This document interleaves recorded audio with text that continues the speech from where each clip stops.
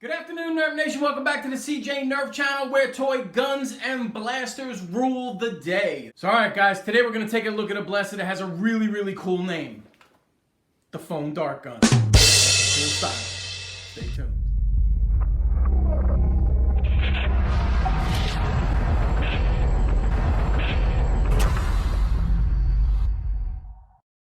Foam dart gun comes with everything you see here, 6 suction cup darts and the blaster itself. Alright guys, let's quickly go over the foam dart gun. I love this name. It's just so classic and simple yet effective, I guess, is the best word to describe that. First thing you're going to notice when you take it out of the box is the coloring is actually different than what is on the cover of the box. I've seen that before in a lot of blasters, so in case that really bothers you, just wanted to point that out so you knew. The darts that they use are the old N-Strike darts. Unfortunately, I don't have any of those around to test. That was a little bit before my time, so I can't tell you if yours will be compatible with this blaster. And it comes with 6 of those suction cup, which we're going to test on the range.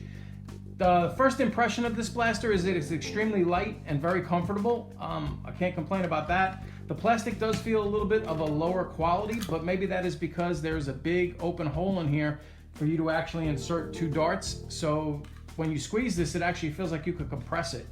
So I'm not really, complaining too much. I'm just pointing it out. When you grab this thing, it is actually going to feel like you could break it at any time, even though that hasn't happened yet. Yeah, see, like I squeeze it, and this piece actually separates a little bit, but that's okay. The one thing I will say is when you prime this blaster, you definitely have to put a little bit of effort into it. So it's definitely got a nice spring in here because once you pull this back, there's some power behind this blaster, but we're going to test that theory on the range.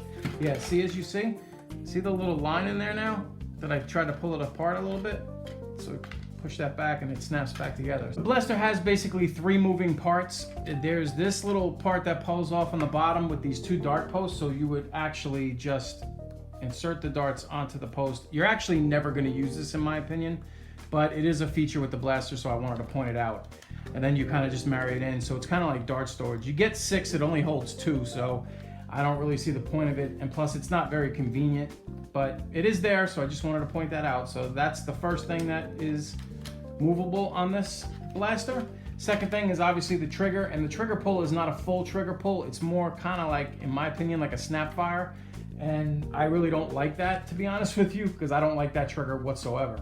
And then of course, the slide. That's the only parts on this blaster that actually move.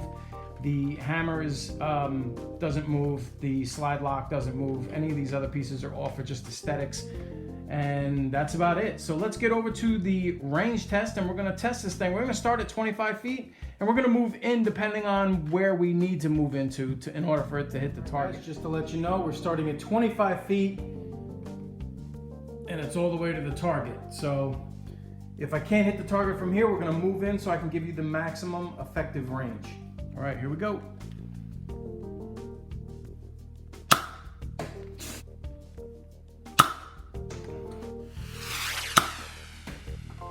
All right, it's definitely reaching 25 feet, but it's not reaching and hitting hard enough for it actually to stick. Oh, just below the target. And it's stuck to the wall. That's so cool. Okay, I think 25 feet is just stretching it a little bit. We're gonna slide it in and we're gonna move it to 20 feet and see how we do. I did zoom it in a little bit so you can get a better look at the target. Here we go. Yes, definitely hitting harder now at 20 feet. Now let's see if we can get one to stick. Hey, there we go. 2.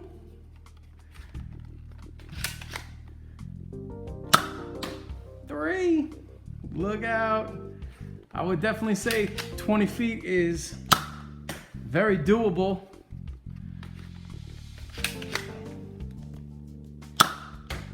Not bad. All right, just for fun, we're going to drop it into 15 feet and see if I can get all of these to stick.